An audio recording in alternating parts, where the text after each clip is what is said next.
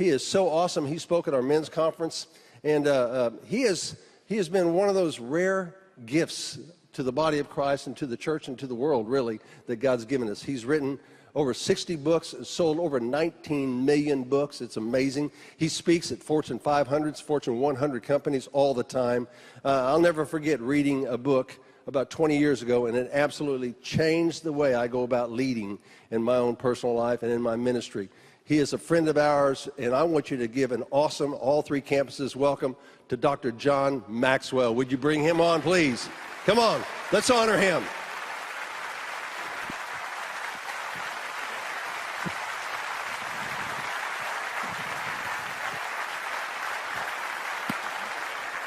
Thank you very much, David. Good morning. I am so delighted to be here with you and share what a great worship time. Do you have worship like that every Sunday? Oh my goodness!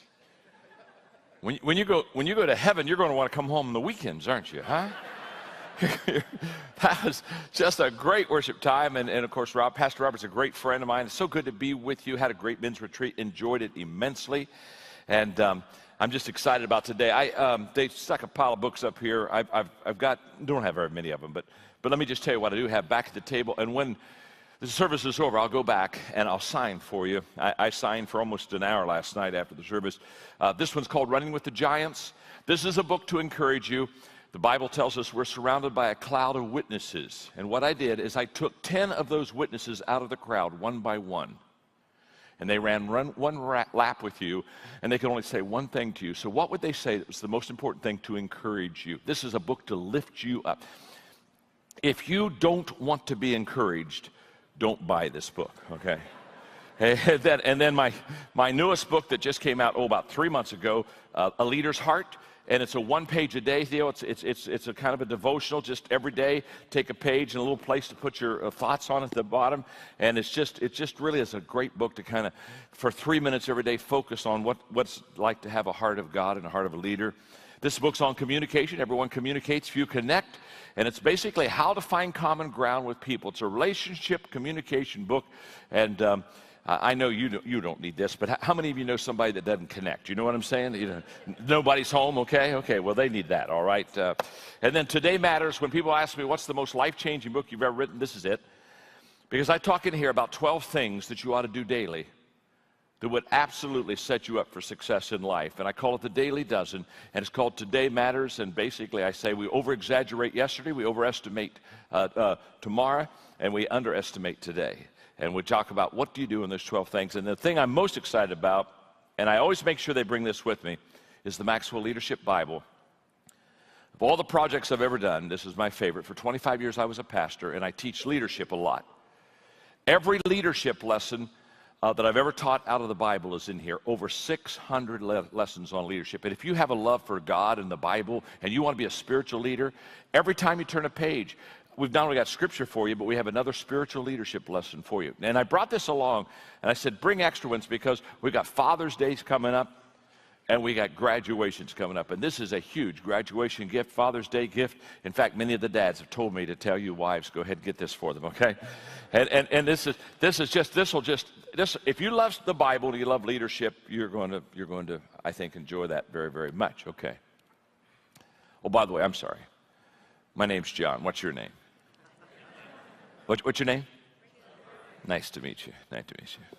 Margaret and I have been married for 42 years. We have 2 children, both married, 5 grandchildren. How many grandparents are here? Oh, you know what I'm talking about when I talk about grandchildren, don't you, huh? Grandchildren are God's gift to you for not killing your children. So you that don't have grandchildren yet, I'm just pleading for your kids. Let them live. And that's a debatable thing sometimes. I mean, when they're teenagers, some days you say, should I not, I mean, just let them live because someday they're going to give you a grandbaby. When they give you that grandbaby, you're going to hold that precious child in your arms, and you're going to say, this is the smartest, most beautiful baby ever born. And then you ask a question. You do. You ask this question. Why did intelligence skip a generation?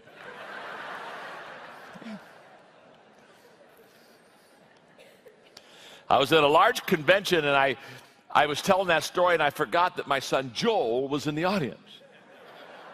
And so when I finished, I went back to the green room, and he was waiting on me. He was waiting on me. You with me? He was waiting on me. And I looked at him and said, "Oh, Joel, about the story. I was just kidding. You know, I'm just having fun with the people.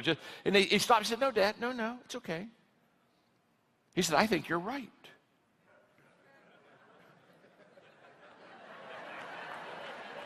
I said, you think I'm right?" "Yes," he said. "In fact, just last week, Grandpa and I had that very same discussion." You're going to watch a video for a moment, for a couple of minutes, of me teaching the lesson. In fact, the lesson I'm going to teach here, I team teach at Christ Fellowship in the West Palm Beach, Florida area. And I was teaching on attitude, what I'm going to teach you this morning, a few months ago, and I was having problem with my music stand. It kept falling. Now, this has gone crazy over YouTube. Tens of thousands of people watch. It's gone viral, okay? And I wanted you to see it, because get the point, the music stand's not working. I'm teaching on attitude, and I'm trying to have a good attitude. You got the picture, don't you, huh? Okay, watch the clip for just a second. What is your plan to pick up your Bible and your laminated cards and your old book, and then get in your Bible and find your place? What is your plan? Well, I got it. All is well. All is well. I love the story of the guy who would go to work, and he'd open up his lunch and he'd complain. He said, "Oh, bologna sandwich again. I got a bologna sandwich again. This is the 4th time this week I've had a bologna sandwich. I hate bologna sandwiches." And the guy beside says,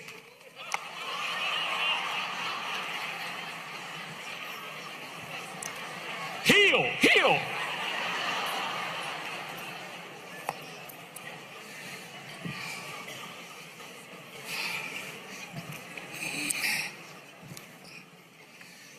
I hate cheap music stands.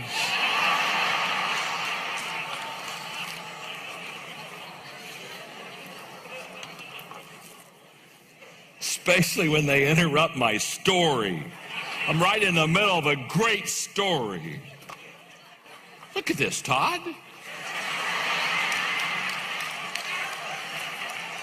Could you talk to your dad about this? We just... Look at this. Okay.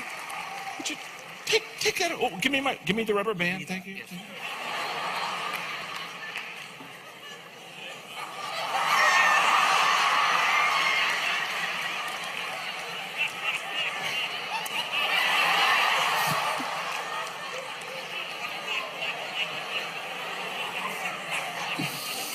Oh, am I getting the story now?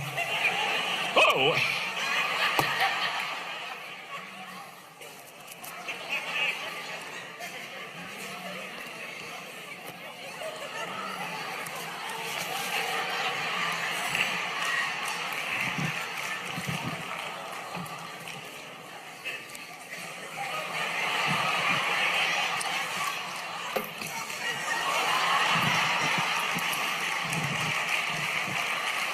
You gotta get something you can depend on. There's a backup. Thank you.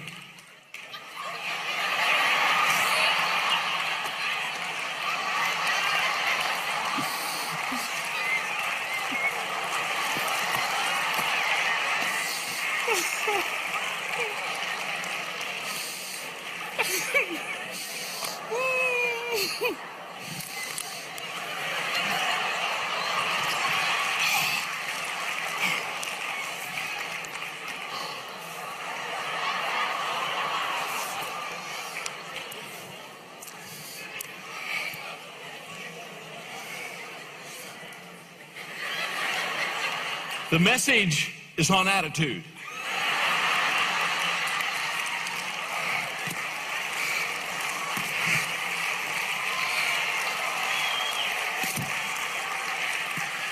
And I'm doing my best. I'm just doing my best.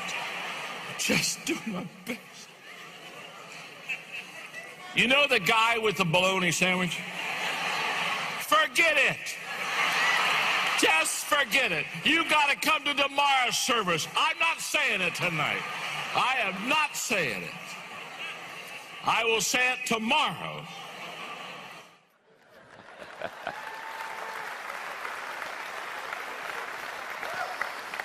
And I didn't tell him the story that night. I didn't, but I'll tell you the story today, okay? About the middle of the message. We would all like to have a fulfilled life. And Paul tells us that if we want a fulfilled life, it's very simple. A fulfilled life is a result of filling our mind correctly. Now, the Ecclesiastes writer has a great statement on that I just love. And here's what he says. Wise thinking leads to right living, and stupid thinking leads to wrong living. As a man thinketh in his heart, so is he. And your attitude, which is what we're going to talk about today, your attitude, my attitude, it's the paintbrush of our mind. In other words, we hold within our hand the possibility and the responsibility of filling our mind with the right things. And if we fill our mind with the right things, the Apostle Paul is going to teach us we live a fulfilled life. So as he's in Philippians chapter 4, he begins by talking about what does a fulfilled life look like. Let's look at it. He says, people with a fulfilled life celebrate God all day, every day. I mean, revel in him. Make it as clear as you can to all that you meet that you're on their side, working with them and not against them. Help them to see that the master is about to arrive. He could show up at any minute. Don't fret or worry. Instead of worrying, pray. Let petitions and praises shape your worries into prayers, letting God know your concerns. And before you know it, I love this, before you know it, a sense of God's wholeness, everything coming together for good, will come and settle you down. It's wonderful what happens when Christ displaces worry at the center of your life. Now, the Apostle Paul, in this short passage, describes a fulfilled life these 4 ways. He says, first of all, if you live a fulfilled life, 1, you celebrate God. A person that is fulfilled in their life understands that God is the giver of every good and perfect gift, and in the process of realizing that, they continually are in a sense of worship and celebration of God and who he is and what he has done for their life. Number 2, they add value to people. When you are fulfilled, you live beyond yourself. You're giving, you're caring, you're reaching, you're taking care of those people around you. You are a plus in their life. Number 3, you give God your concerns. He says in this fulfilled life, one of the reasons it's so wonderful is you don't carry those concerns. You don't carry those anxieties. My mother's favorite verse, as I grew up, I've heard her say it 1,000 times. She'd say, John, cast all of your cares, your anxieties upon God because he cares for you. And a fulfilled life is one that is not bogged down with just a lot of concerns. We constantly say, God, you are the one, as we sang today, that I trust in. And number 4, a fulfilled life is a person that experiences the wholeness of God. Not partial, not in compartments, but the fullness and the wholeness of God. Now look at those 4 things just for a moment. If you have a fulfilled life, you celebrate God. You add value to people, you give God your concerns, and you experience the wholeness of God. Now let me just do a survey this morning. How many of you would like to have that kind of a life? Would you raise your hand? It's kind of an IQ test, isn't it, huh? Now what I love about this is Paul at this stage says, now let me explain something to you. I'm going to tell you today at Gateway how you can have that. I'm going to tell you how you can have that fulfilled life. He says the key to the fulfilled life is filling your mind correctly. And beginning with verse 8, he talks about how to fill your mind correctly. Summing it all up, friends, I'd say you'll do best by filling your minds and meditating on things that are true, noble, reputable, authentic, compelling, gracious, the best, not the worst, the beautiful, not the ugly, things to praise, not things to curse. Put into practice what you've learned from me, what you've heard, saw, what you realize. Do that, and God makes everything work together and will work you into his most excellent harmonies. Now, we're going to come back to that. We're going to have to break that down because in that he tells us how to fill our minds and how to really make that happen. Now, when I grew up as a kid, I'm the middle child. Wonderful, wonderful parents. My father understood the importance of putting good books in our hands and filling our minds with the right things. And so our allowance as children from the 7th grade on was for reading books. He would pay us to read books. We didn't get paid like most of my friends. They got paid to do chores. And in fact, I thought we should get paid to do chores. So I went to my dad and said, Dad, you know, my friends get paid to do chores, and I think that's a good idea, and I think you ought to pay us to do chores. He looked at me and said, Son, I'll never pay you to do chores. You do chores because you're part of the family. And I don't pay you to be part of the family. In fact, he said, let me explain it this time. By the time you were born, you already owed your mother for 9 months of room and board. So shut up and take out the garbage. You know what I'm saying? You don't get paid. But he paid us to read books. And from the 7th grade on, he placed the books in our hands, and I read the classics. I read the classics. And in the 7th grade, I read the book As a Man Thinketh by James Allen. I've read it every year since that time. It's only 77 pages, but James Allen in that book said, the greatest discovery of our generation is that mankind can alter his life by altering the way that he thinks. Now, that wasn't something James Allen came up with in his book on thinking. That was something that Apostle Paul came up with 2,000 years earlier when the Apostle Paul said, look, let me tell you something. You can alter your life by adjusting and changing your attitude. When I go to the dentist, do they do this here? When I go to the dentist, when I'm done, they always give me dental floss. Do they do with you? They give you, and then say, you know, use it. And I take that dental floss, and I just want you to know, religiously, in a disciplined life for the next 2 days, I use that. And you know what I wish, you know, the dental floss is to get all the stuff in between your teeth. Do you know what I wish, because people have if they got a dental problem, they've got a real mind problem. You know what I wish? I wish that we could purchase mental floss. And wouldn't it be wonderful? Wouldn't it be wonderful if we had like a zipper on our head and we could just kind of unzip the head and open that sucker every morning and just go in and just take our attitude in our mind and just wouldn't it be just floss your mind? Or for you entrepreneurs, I want somebody to come up with what I would call sweet spirit spray. You know what we're going to use that for, don't you? Everybody that doesn't have a sweet spirit, has a bad attitude. Wouldn't it be wonderful if you could purchase a spray and all the people you work with that have a bad attitude? Huh? Come on, now talk to me, huh? People at work, you know that person at work that just drives you nuts? Wouldn't it be wonderful if you could just walk up to them and you just go, psst. Oh, yes. There's a market for that. How many of you would buy it? If you could buy sweet spirit spray, how many of you would buy that stuff? You say, of course, there's a market. Come on, entrepreneurs, get with it. And let me ask you this question. If you bought it, how many of you know who you'd use it on?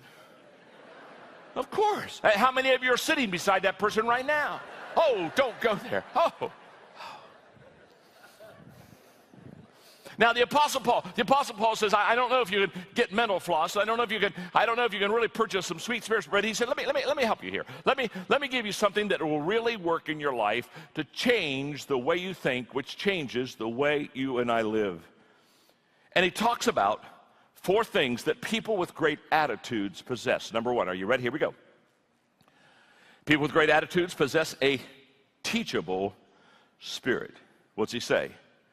Verse 9, he says, put into practice what you've learned from me, what you heard, saw, and realized. In other words, practice these things. And teachability requires repeated, hard, long looks in the mirror. In other words, a person that's teachable looks in the mirror and says, I might be the problem. I've got to work on me. I've got to fix me. A person with a teachable spirit understands that it's not everybody else out there. It's probably me that's the issue. And teachability allows God and others to speak into our lives. When you see a person that's teachable, there's a humility about them in such a way that they allow God to speak to them, that they allow people that love them come and speak into their lives. Let me tell you a story. I pastored for several years in San Diego, a large church out there, and we saw tremendous growth, and I was probably in about my 10th year, and And at this time, I'm writing a lot of books, and I'm traveling a lot, even internationally some, and I'm very tired. And when I get tired, I get impatient. That's not a good quality. It's a terrible quality. But I have a tendency to be impatient. And the church needed to have some decisions made, of which I usually had the elders to process them very well. And in my impatience, I just made the decision, said, oh, forget it. I just make them, let's go. And I've been there for 10 years, and church is growing, and I had their leadership, and I knew that. And so I just made the decision, which was a terrible mistake, because the people had never seen me make a decision without consulting and praying and doing the whole work. And so they started to kind of say, what Pastor, what you doing there? What did you do that for? And instead of me backing off and having that teachable spirit I'm talking about, I got defensive. And I said, what do you mean? I've been here for 10 years. Come on, let's go, folks. Let's get with it. Quit complaining. And there was just a spirit of uneasiness in the congregation for a couple of weeks. And I was preparing a message, and I was just a little, to be honest with you, ticked at the people. And so I'm over in the Old Testament, because I love that passage, especially when it's in this kind of a setting, where when Moses was leading the children of Israel, they started complaining a lot. And remember the passage in the Bible where they complained, and one day the earth opened up and swallowed them up. I thought, oh, dear God, this is a timely message. And so I began working on this wonderful message of how God swallows up people who complain.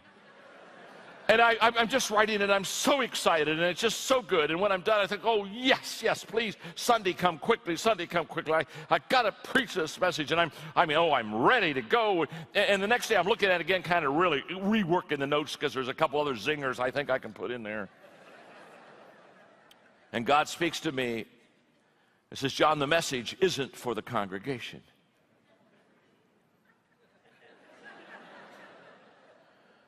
I said, well, who's it for? Don't ask God that question. He'll tell you. He said, John, it's for you. You're the problem. You're the one that has the bad attitude. You're the one that made the leadership mistake. You've thrown the people off curve. You're the problem. The message is for you. Well, I looked at that message. I said, well, I've got to get me another message for Sunday. No. He said, no, I want you to preach that one. In fact, I want you to preach it as hot and heavy as you were going to when you thought it was for them. And then at the end of the message, I want you to repent and ask their forgiveness. And I'm saying, Lord, let's talk. I know you're coming back sometime. Are there any odds of you coming back before Sunday?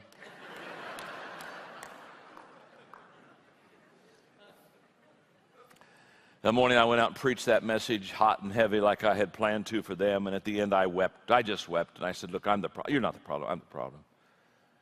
In fact, it reminds me of my wife Margaret when my attitude gets out of whack, because I've written 5 attitude books. When my attitude gets out of whack, she looks at me and says, she doesn't say that, she just goes to my library and pulls out one of my attitude and brings me one of my books and says, you need to read this book. A teachable spirit is a person that says, okay, approach me, talk to me. I'm not going to be defensive. Talk to me. God, you talk to me. Let others. And Paul says, if you want to live a fulfilled life, you fill your mind with a teachable spirit. Always, it's what you learn after you know it all that counts.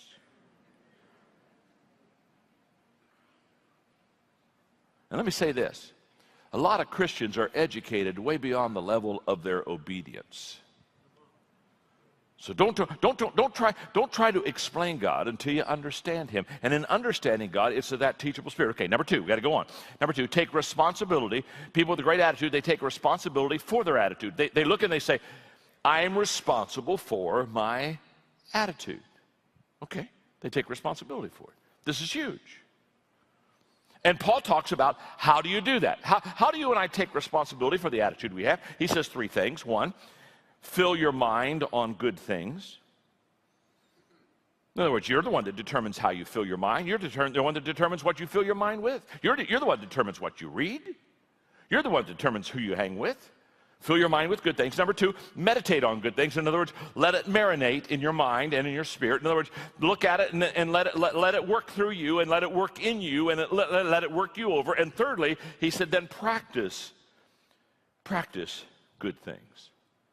That's huge. Fill your mind with good things. Meditate on good things.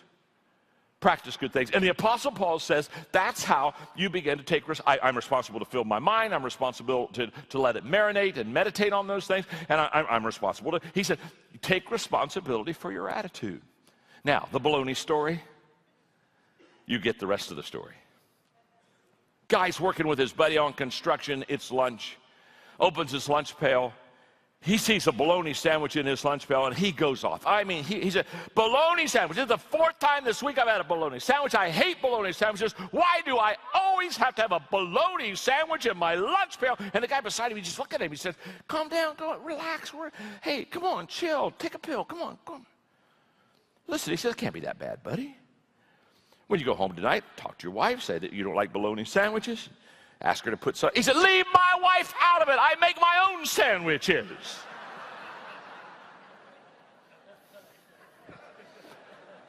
Most of the bologna that you have in your life, you packed it. You put it in there, baby. Your spouse didn't put it in there. Your boss didn't put it in there. Where you live didn't put it in there. What your income didn't put. But no. You and I are responsible. And Paul says, take responsibility for your attitude. Number 3, okay. He says, possess a teachable spirit. Take responsibility for your attitude. Number 3, he says, travel the high road. You see, God chooses what we go through, but we choose how we go through it. And in verse 8, he tells us how to travel this high road. Fill your minds, he says, and meditate on, here we go, here's high road, the best, not the worst, the beautiful, not the ugly, things to praise, not things to curse. Travel the high road. In other words, I cannot always determine what happens to me, but I can always determine what happens in me.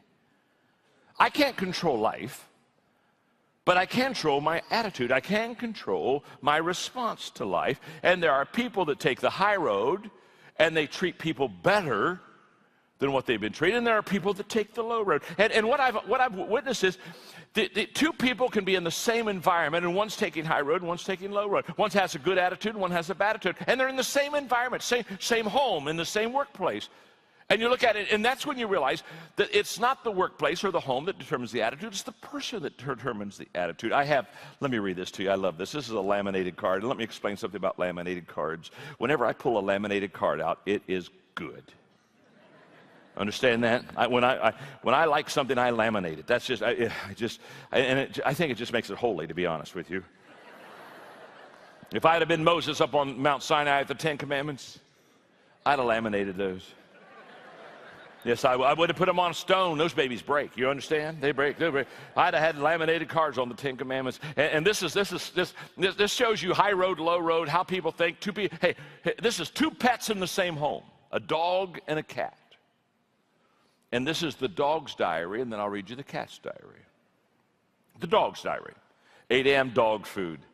My favorite thing. 9:30 a car ride. My favorite thing. 9:40 a walk in the park. My favorite thing. 10:30 a.m. got rubbed and petted. Oh, my favorite thing. Noon lunch. My favorite thing. Played in the yard at 1:10. My favorite thing. 3 p.m. wagged my tail. My favorite thing. 5 p.m. milk bones. My favorite thing. 7 p.m. got to play ball. My favorite thing. 8 p.m. wow. Watch TV with the people. My favorite thing. 11 p.m. sleeping on the bed. My favorite thing.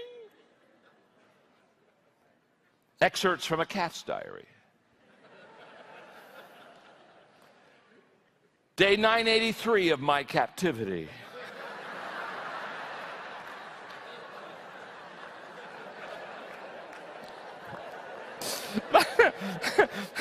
My captors continue to taunt me with bizarre little dangling objects. The only thing that keeps me going is my dream of escape. High road, low road, choice is yours. Let me define it for you. Low road, that's when we treat people worse than they treat us. High road, that's when we treat people better than they treat us. Middle road, that's when we treat people the same as they treat us. And Paul says, if you want to have a fulfilled life, fill your mind, have a teachable spirit, take responsibility for the attitude. Thirdly, he says, travel the high road. And number four, understand the value. Understand the value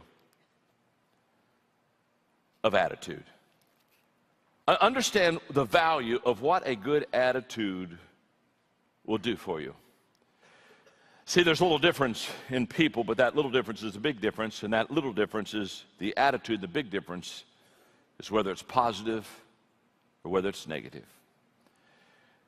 And the value of the attitude can be greatly understood even at the beginning of things. A good attitude has value at the beginning of a task. In other words, all is well that begins well.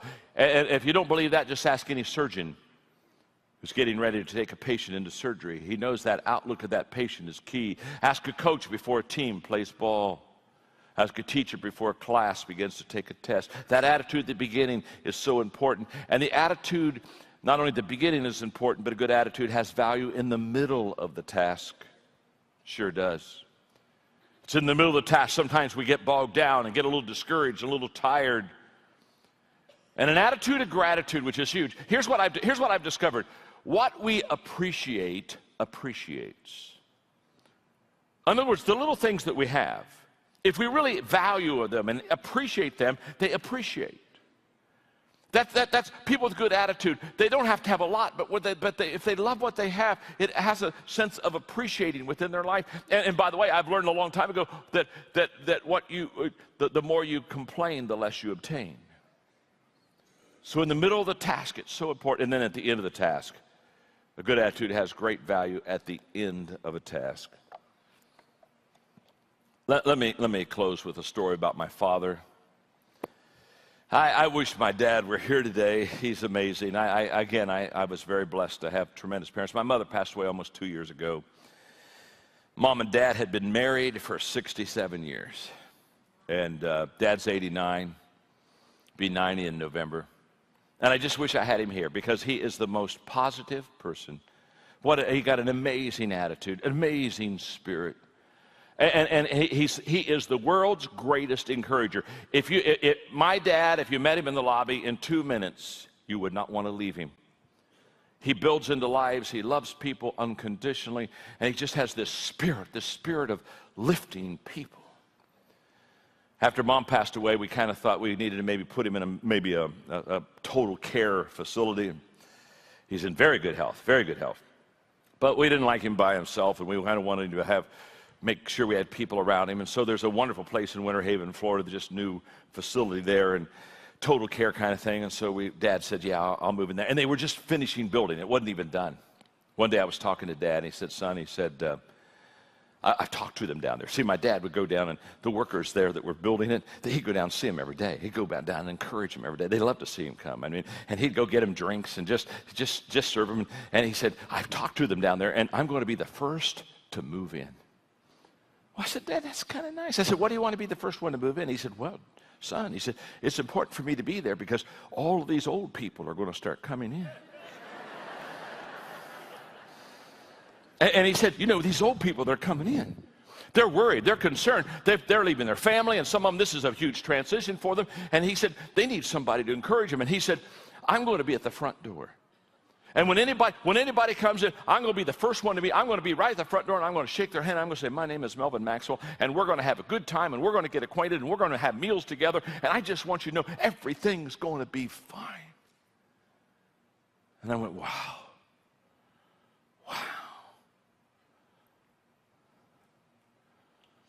We were having a discussion recently. He said, John, isn't it wonderful? Isn't it wonderful?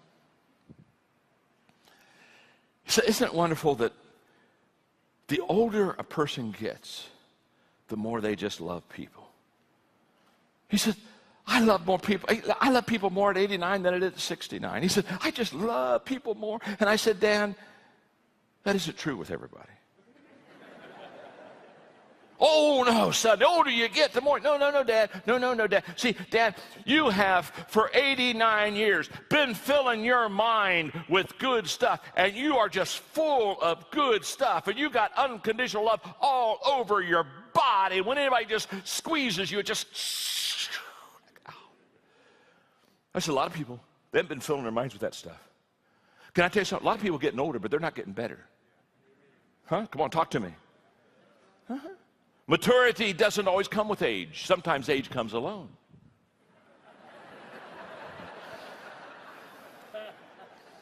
Mm-hmm. So what's the secret? The secret's very simple.